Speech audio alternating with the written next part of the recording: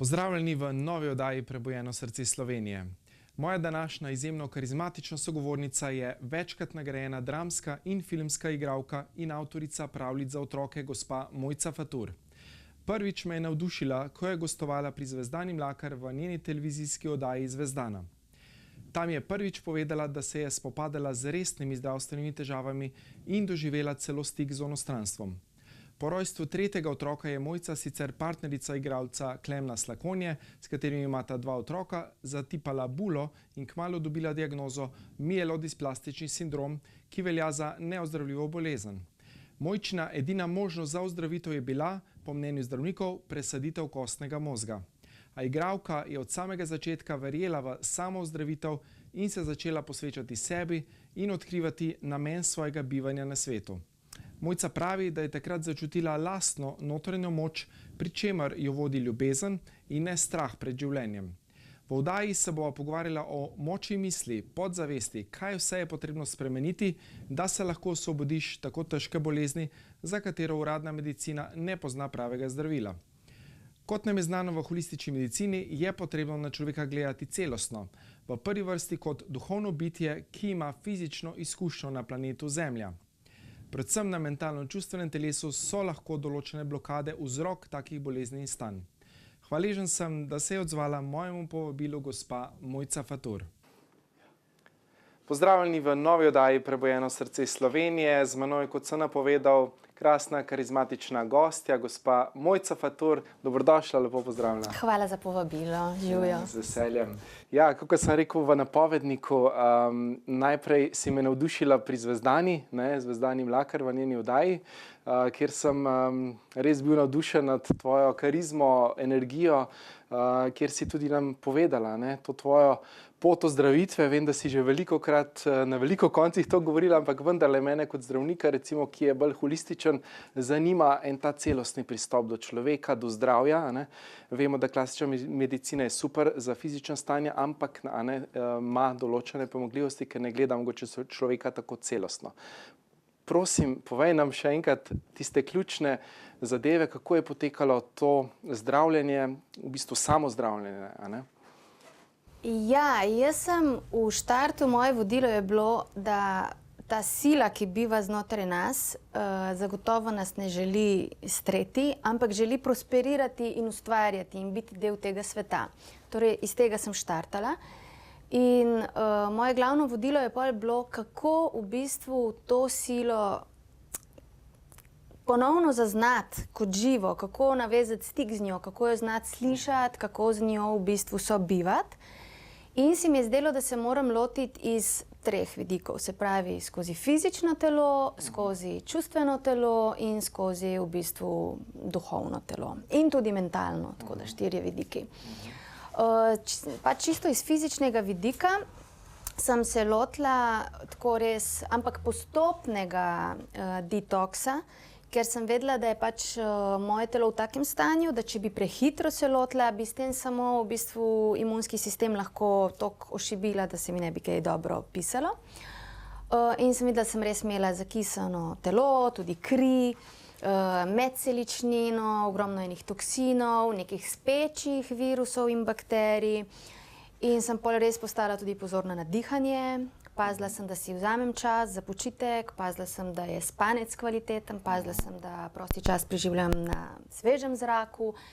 In postopoma, tako, to niso bile tako čez noč spremembe, ampak postopoma dejansko se mi je začelo dogajati tako, da bi svoje telo začela slišati, kaj mi sporoča. In na podlagi tega sem potem tudi v bistvu spreminjala prehrano in tako.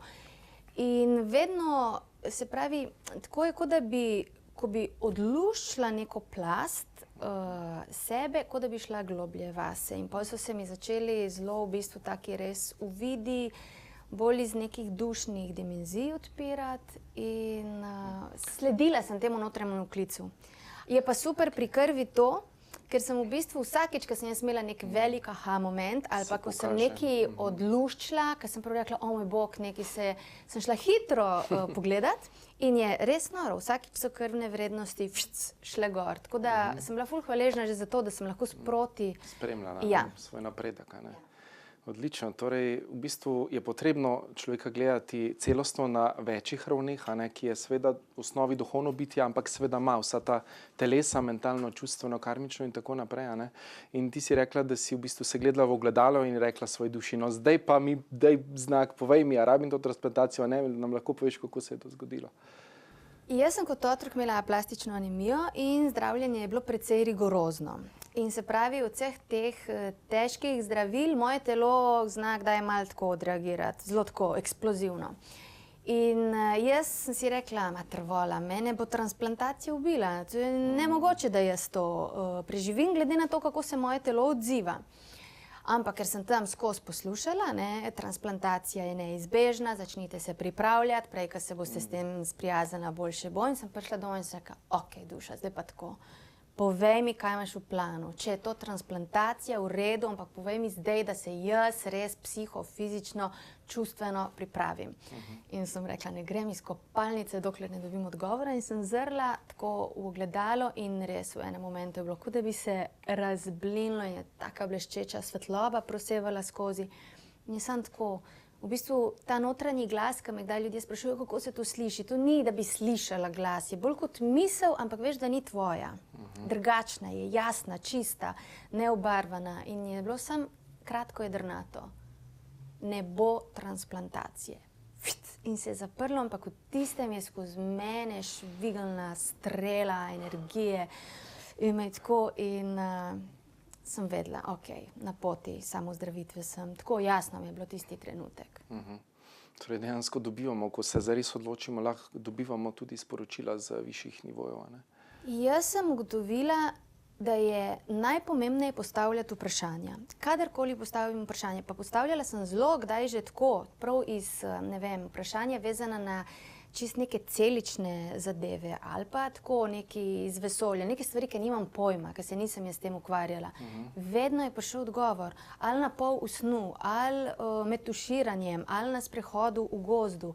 Tako jasen, tako specifičen, da sem pol šla doma prav googlati in nisem mogla verjeti. Stvari, ki jih jaz nisem študirala, ki jih ne morem vedeti, vedno pridejo odgovori. Vedno. Vedno, ne. Kdaj pridejo še isti dan, kdaj pridejo čez nekaj mesecev, ampak vedno pridejo. Ok, torej, ko se človek odloči, se zgodi sprememba. In tako, kot pravimo, oziroma je že tale Gandhi rekel, ne bodi ti ta sprememba, ki jo želiš videti v svetu. Torej, drugih vemo, da ne moremo spremeniti, lahko edino spremenimo sebe. Absolutno, ampak zanimivo je, da ko začnemo sebe spreminjati, avtomatično spreminjamo okolico. In vedno mislimo, da moramo za spremembe biti glasni, pa ne vem, nositi transparente, pa vsem nekaj dopovedovati, ampak v resnici naš način bivanja, ta frekvenca, ta mir, ki ga sejemo, to je to, kar spreminja polje okrog nas in s tem ljudi, ki vstopajo v to polje. Bila si tudi pri Dispenzi, on je zdaj zelo popularen v Sloveniji, tudi pač dela razne delavnice, retrita, meditacije, nam lahko mogoče kakšno izkušnjo iz tam poveš? Ja, to mi je ena prijateljica, psihologinja, takrat v bistvu posodila to njegovo prvo knjigo, ki sem že omenila, da je grozna za se prebiti skozi. A si jo bral? Placebo?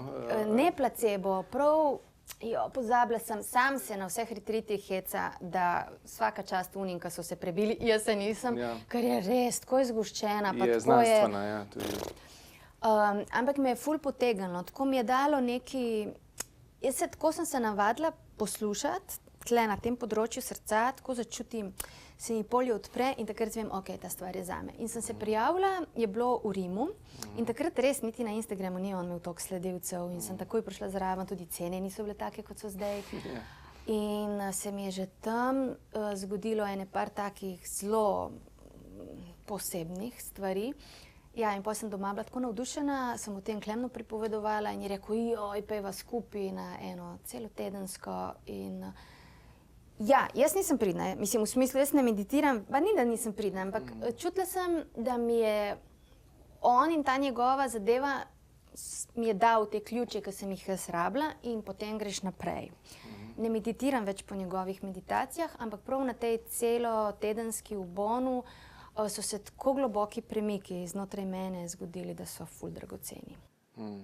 Nam lahko zaupaš mogoče kakšen uvid? Prvič se mi je zgodilo, da je tako res prišlo ful enih bitij iz drugih dimenzij in najprej mi je bilo šokantno.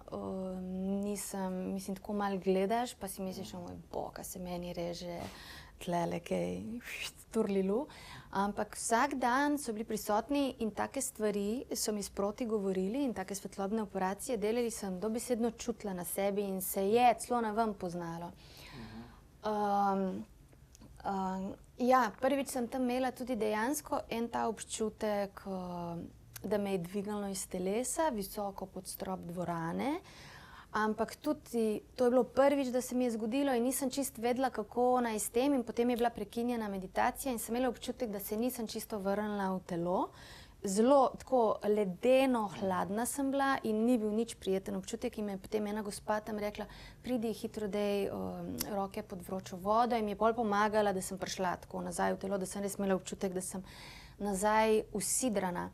Ja, in ko smo imeli te walking meditation, to je bilo na novicah tam, kar je bilo res, ne vem, več tisoč ljudi in po mojem smo kot zombi izgledali po enem parku. Ampak tam se mi je tako zgodilo, da sem pri odprtih očeh, kot da bi videla še eno resničnost. Videla sem, kot da bi videla tebe in zraven sem videla ljudi popolnoma drugače, oblečene kot iz drugega časa in to mi tudi ni bilo čisto jasno, kaj se zdaj dogaja, ali vidim v neko preteklost ali kaj, ampak pol sem tako znotraj meditacije videla, ker je to kar trajalo in trajalo, da v bistvu vidim to, kar vedno pravimo, da se tukaj, zdaj, istočasno odvija cel kup paralelnih resničnosti. In se mi je očitno to stanje zavesti razširilo, da v bistvu se mi je ena tančica odprla. Tega je bilo ogromno tam pri njemu takrat in ne vem, zame res ful dragocena izkušnja. Torej to, kar nam dejansko kvantna fizika govori, da obstajajo paralelni svetovi, da se vse dogaja zdaj, istočasno, v tem trenutku to dejansko drži. Ja, res. Neverjetno je. Okay, predno greva na premor, mogoče še kakšna beseda o tem, kako v bistvu lahko zdravniki, ki programirajo recimo pacienta, lahko naredijo veliko škode.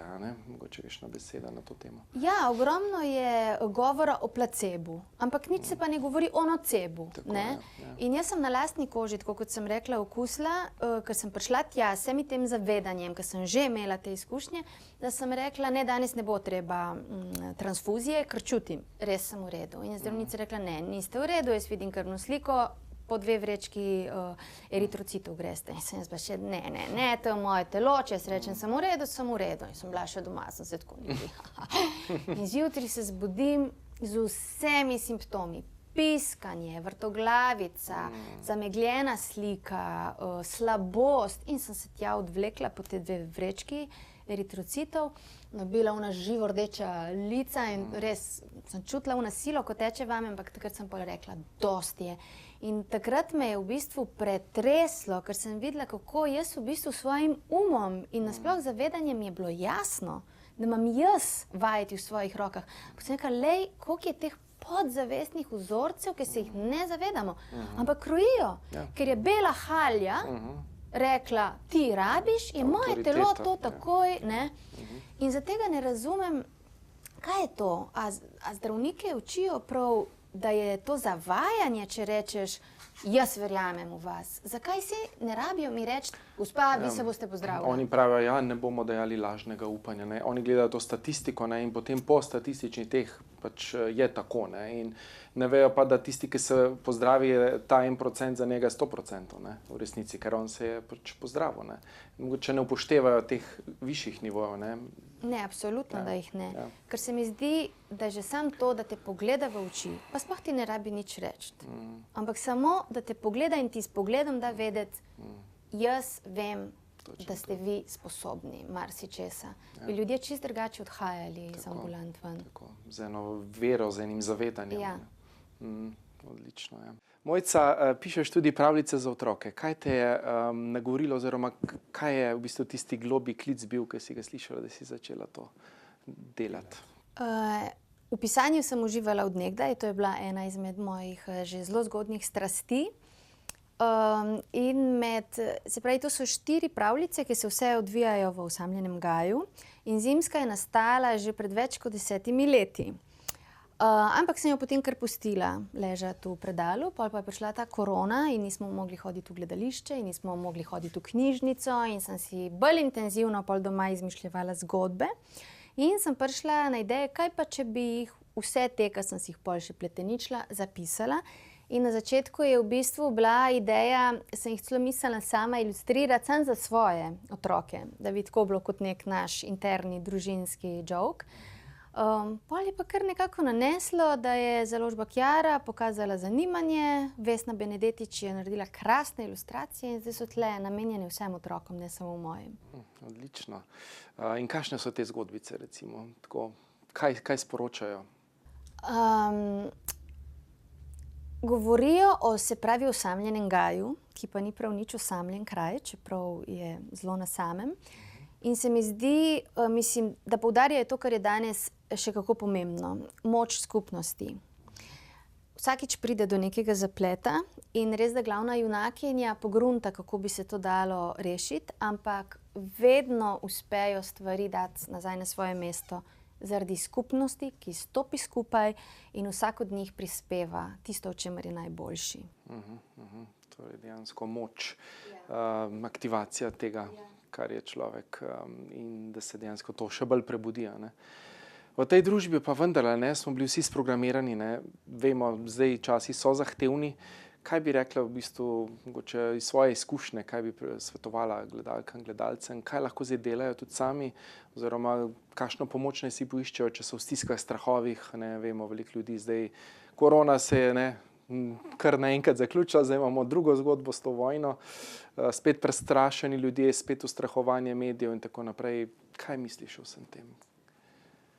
Glih včeraj zvečer, ko sem šla spat, sem tako razmišljala o tem, ker se vprašaš seveda, kaj bi ti sam lahko največ dal, mislim, s čim lahko pomagaš, oziroma kaj sploh početi.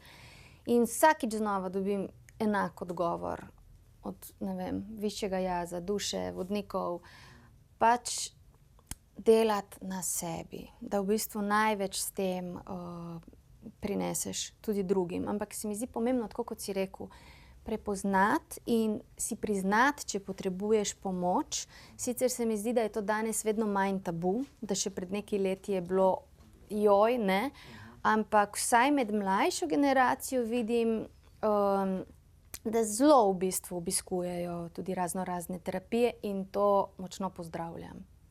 Torej, transformacija podzavestnih vzorcev, blokad, čustev. Ja, in se mi zdi pomembno, jaz čist v klasični psihoterapiji, osebno ne vidim čist smisla, ker se mi zdi, koplješ, praskaš, prihajaš do stvari, ampak pustiš vse razrito in v bistvu tam dobesedno krvaviš na energetskih nivojih.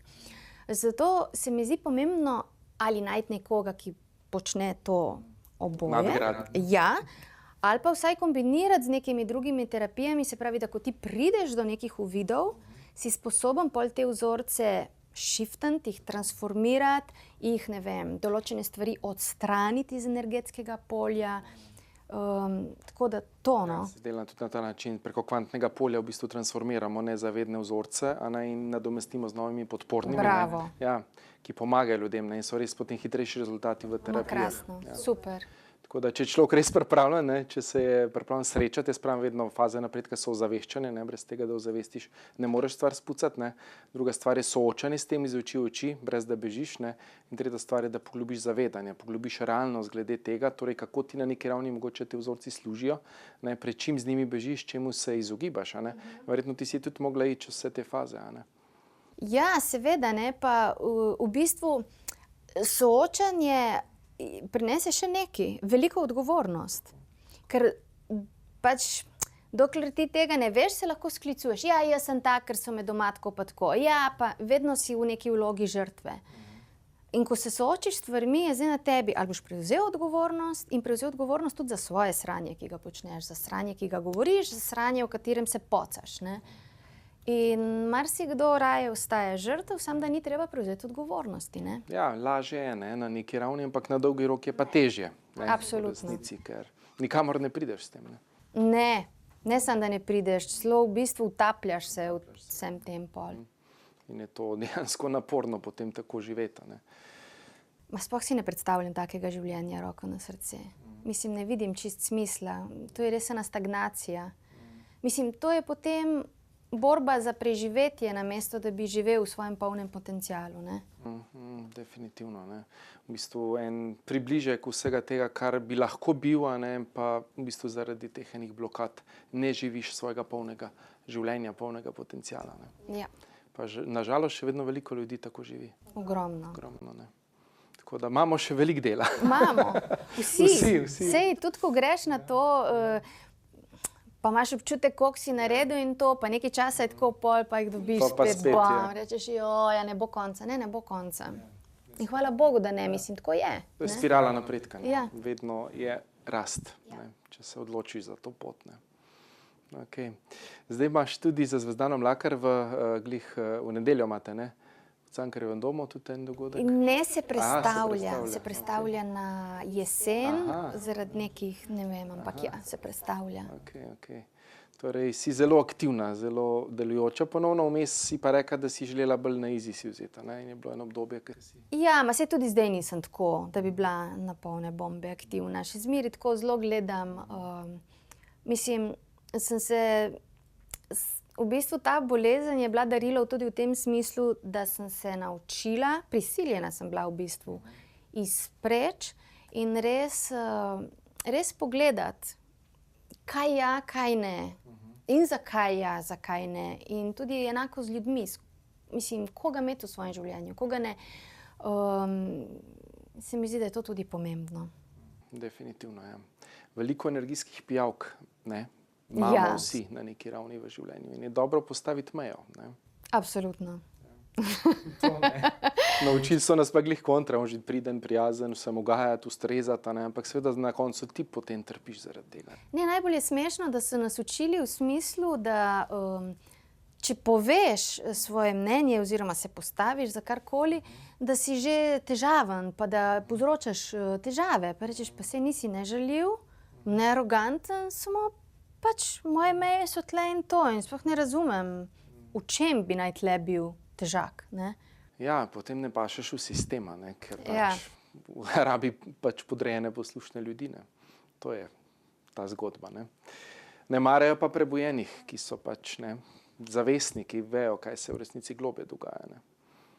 To je ta izziv. Ja. Okay. Kaj pa recimo tvoja igralska kariera, te vloge, katera se ti je mogoče do sedaj najbolj tako zapisala ali pa mogoče več njih? Več njih, ampak mislim tako, kdaj se zgodi res čarovnija, se vse poklopi. Ja, ne vem, krasen tekst, je krasen režiser, krasna ekipa in se vse stvari pol odvijajo res tako magično. In takrat ne samo, da nastane fin projekt, takrat tudi ti kot človek, kot da bi zacvetel, kot da se ene deli tebe razvijajo in take vloge potem seveda ostanejo tako, kar mal del tebe. Eni pravijo, da se igralci včasih tako živijo noter, da postanejo ta vloga. Ne? Se ti je kdaj to zgodilo včasih? Ne, jaz sem vseeno zelo to, da ko je konc, je konc. Ja, nisem nikoli sploh imela tega. Ko me vedno sprašujem, ne, vedno mi je bilo ločeno, zelo. Ampak samo po sebi, brez da bi se trudila. Okay. Kaj pa recimo glede tega pisanja? Kje najdeš navdih? Kje najdeš tisto, a to pride verjetno iz tebe, ne? Iz duše ali kako? Ja, ne vem, kar pojavi se kakšna ideja. Te pravljice, ja, sploh, ne vem, pa sem, ker zdaj sem že eno novo končala in v bistvu se sploh ne spomnim več, kako je bilo, kaj je pravzaprav bilo. Ena idejica je bila in potem jo nosiš s sabo, greš na sprehod pa razmišljaš, pa tako. In kar že v tem svetu raste in pa se en dan sam prelije. Eni pravijo, da pač skanalizirajo ali pa pač se spusti dol, ne? Ja, sej, mogoče je to, ja. Ker ni tako, da bi rekla, zdaj moram napisati pravljico, o čem, ne? Ampak kar en dan je tako ena ideja in rečeš, zanimivo, čakaj. In pride dol informacija, zgodba. Ne? Ja. Odlično. Imaš tudi svoje otroke, a ne? Kako pa njih vzgajaš? Kako v bistvu zdaj, glede na vse to zavedanje, ki ga imaš? Bi rekla, da že preden se mi je to zgodilo, ker sem že od malih nog imela malo te antene, bolj odvite, in vsi trije imajo to tudi tako precej, zaznavajo stvari, ki naprimer niso čist v fizičnem svetu tako vidne ali pa otipljive. Ampak kot pa tako si pa želim, da bi bili v bistvu predvsem sočutni. Da bi se zavedali svoje moči, svojega stebra, svoje v bistvu vrednosti, ampak ne za ceno teptanja drugih. In da vsak dan ponavljam, da je treba biti pozoren na sočloveka in se naučiti zaznavati, tudi če nam on ne pove, v kakšnem stanju je. In da se naučimo in vidimo, ali je boljše, da smo zdaj tiho, ker da človek rabi mir in tišino, ali rabi pogovor. Ker se mi zdi, da smo tako kot družba ratali naravnani, da smo kot eni bagri. Ne? In to jim želim privzgojiti. Torej ta stik s sočlovekom, sočutje do sočloveka. Ja, in tudi res ta en občutek, da ne vidiš samo sebe. Zdaj pa jaz bi rad to, pa bom to dosegel. Ne, če vidiš, da pa ne vem, ljudje, ki so v tvoji bližini, trenutno rabijo nekaj drugega, znaš počakati, pa se tako. Mislim, mene so vzgajali doma, da v smislu, če zjutraj vstanem, pa drugi še spijo, lepo potiho, ne vem, grem si potiho, naredim. In sem bila pol kdaj šokirana, ker sem živela tako v študentskem domu, ker zjutraj kdo vstane, pač jaz sem vstal, briga me, bam, bam, bam. Ne vem, zmoremo lepše, se mi zdi. Definitivno, ja, da imamo nek tak sočuten, pristen stik s sočlovekom. Ja.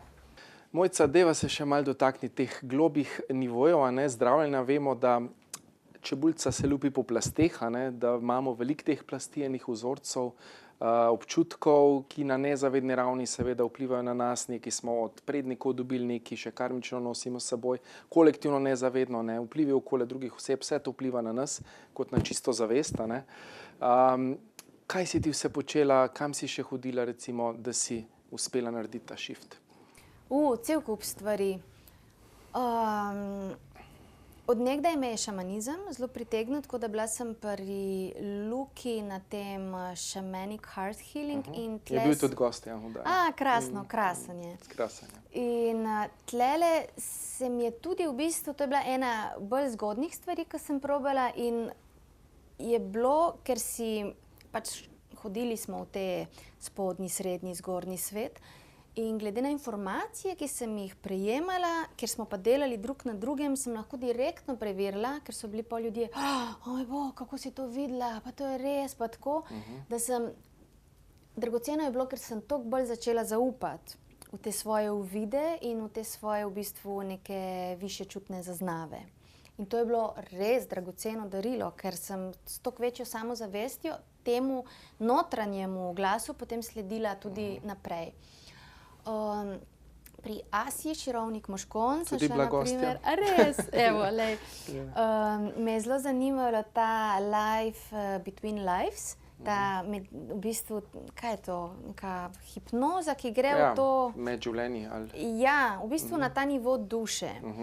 In mi je bilo tudi zanimivo, ker sem pa na svetih rastlinah dobila ene uvide, ki so se mi zdeli, tako nisem vedela, kje bi jih, toliko so bili abstraktni, da jih nisem mogla v bistvu ponotranjiti. Zdelo se mi je, ne, to je neka moja domišljija. In se pa vse, v bistvu znotraj te hipnoze, vse potrdilo. In mi je spet bilo, in sem potem lahko zaupala in v bistvu sem na teh obredih s svetimi rastlinami dobila največ uvidov, vezanih na prav, ne vem, mojo dušno zavest.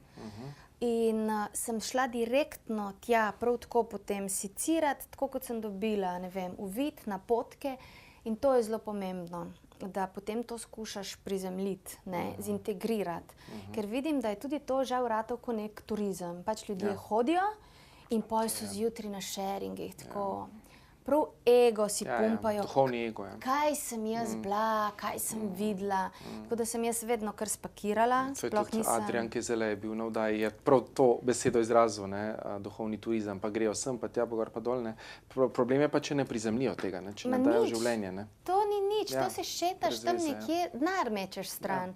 In ego si pumpaš. In žal, moram reči, da ni tako nabildanega ega, kot je duhovni ego. Ja, se strinjam. To, kdaj je prav srhljivo. Tako da ja, tle na teh obredih je bilo ogromno takih uvidov, pa kdaj si moraš vzeti čas, kakšne stvari so res šokantne, ker toliko presegajo zmožnost našega dojemanja. Ne vem, ker me je kdaj peljalo, ne vem, res tako, kot da bi šla v izvor časa ali pa na neke nivoje, kjer se v bistvu planeti rojevajo in najprej se tvoj oglasi, rečeš, ok, to je nemogoče. Pa kaj, kdo si ti misliš, da si, da bi to, ampak pol pa dobivaš toliko enih potrditev in šele, ko sem bila sposobna to sprejeti in v bistvu sem po letu pa pol bila sposobna sprejeti to, kar sem prvič dobila. In takrat, ko sem to res sprejela in sem šla prav kasi, ker sem rekla, dajva pogledati, ker čutim, da na dušnem nivoju mene česa strah v zvezi s tem. In potem se je izkazalo, kolikokrat že sem kot duša šla čez neke podobne preizkuse, pa mi ni šlo in so se zdaj oglasili vsi alarmi. Tudi tokrat bom klecnila. In so šle prav na dušnem nivoju to pucati. In ja, pa so bili taki preboji v krvi, da... Torej, rabi dokaze, ne?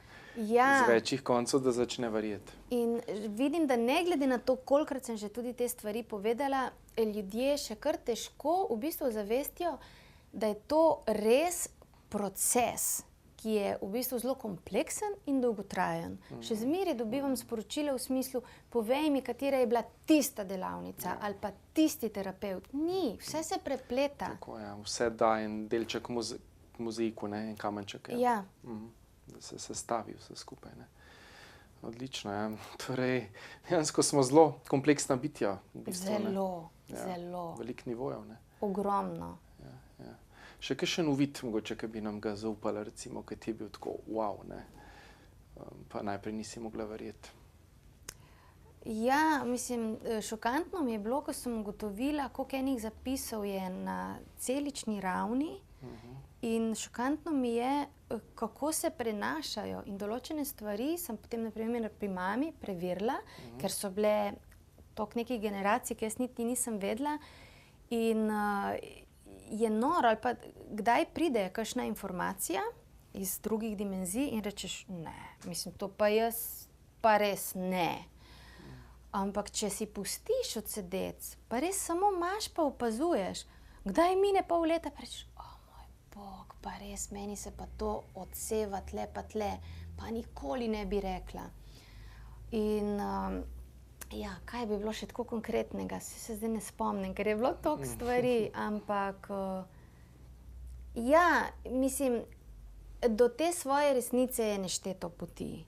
In danes je pač internet preplavljen z vsem možnim in vsi... Ja, komu zdaj verjetno. Ja, pa vsi nekaj kanalizirajo, pa tudi greš na vikend delavnico, pa dobiš že kar diplomo, pa kar v ponedeljek ti že lahko to počneš. Ja, seveda, to ni. Mal mi je, no.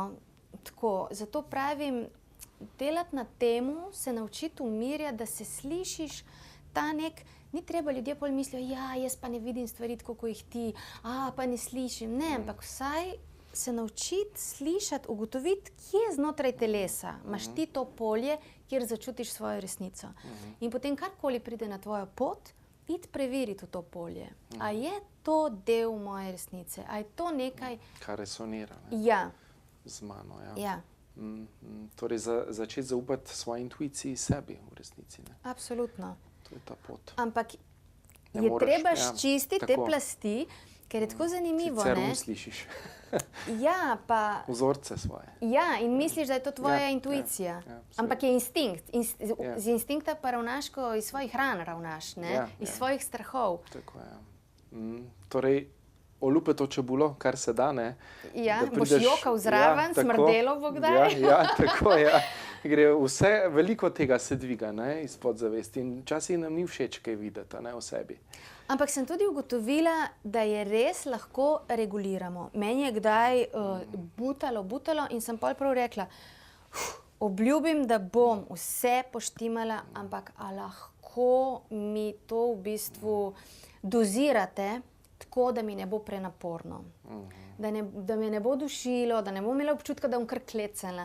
In dejansko se potem to podozira. In to je tudi super. Mislim, kakšen sistem smo, da lahko sami tudi si rečemo, zdaj sem sposoben toliko pa toliko. Ali pa da rečeš, zdaj mi pa dajte en mesec mir, ker moram se spočiti in moram zintegrirati in ničesar mi ne pošiljajte dol, nobenih uvidov.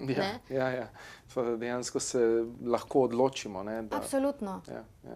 Da imamo malo predaha, da se lahko spočijemo. Ne? Ja, da tudi na tem nivoju nismo v bistvu do sebe tako zahtevni, ne? Da imamo občutek, zdaj sem šel pa na to pot samo odkrivanja, ne moram vse. Ja, ampak daj vzemi si mir, spoči se, bodi nežen do sebe, vse bo v pravem času. Tako je, ne? Torej ta sočutje, to dostikrat pozabljamo recimo, ne? V delu na sebi, pa pride ven rane, pride ven bolečina in potem grejo ljudje dostikrat še v hujšo samodestrukcijo. Aha, tak sem tudi, ne, takrat pomaga sočutje. Ja.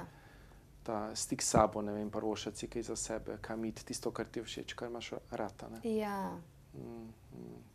Ok, imamo še samo zadnje 3 minute, mogoče tiste zaključne misli, kaj bi še želela mogoče podeliti za naše gledalke in gledalce. Jaz sem zdaj v fazi, ko se vračam k svojim strastem in sem ugotovila, ker sem šla raziskovati, kaj je tisto, kar me je v mladosti res polnilo, da sem imela občutek, da sem tako prizemljena in tako povezana in sem ugotovila, da je to bila igra, da je to bilo pisanje in v bistvu likovno ustvarjanje. In z igro se ukvarjam profesionalno, pisati sem počasi začela in zdaj sem se pa tudi vpisala na tečaj slikanja. Wow, in zato bi rekla, dajmo vsi poiskati, kaj so bile neke strasti, ki so nas res polnile, ker ko počneš stvari, kjer si res tako polno prisoten, je res, kot da bi vesolju pokazal tle sem in prav lociraš točko, kamor naj zlije, ne vem, energijo življenjsko. Tako da, dajmo biti mili in strastni hkrati. Torej, slediti temu, kar v resnici smo, ne, in to živeti, ne, slediti srcu, kot radi rečemo. Ne. To je edina prava pot. In ne iskati izgovorov, pa ne morem, preutrujen sem, nimam časa. Vse se najde. Ker ko ta energija pol steče skozi tebe, pluskne na celo tvoje življenje in se ti vse malo preuredi, vse se začne spreminjati. Torej, ko se mi iz srca odločimo, potem se vse v tem polju pretransformira, da nam pomaga, da to mi dosežemo v resnici. Ne. Odlično, odlično. Hvala, res moj poklon, spoštovanje, draga Mojca, za vse, kar si, za vse, kar delaš, pa verjamem, da se bova še srečala. Hvala za povabilo, luštno je bilo. Z veseljem, hvala. Hvala torej tudi vam, drage gledalke in gledalci, da ste bili tudi nocoj z nami v naši oddaji Prebujeno srce Slovenije. Hvala vam, ker ste in hvala, ker gledate to oddajo.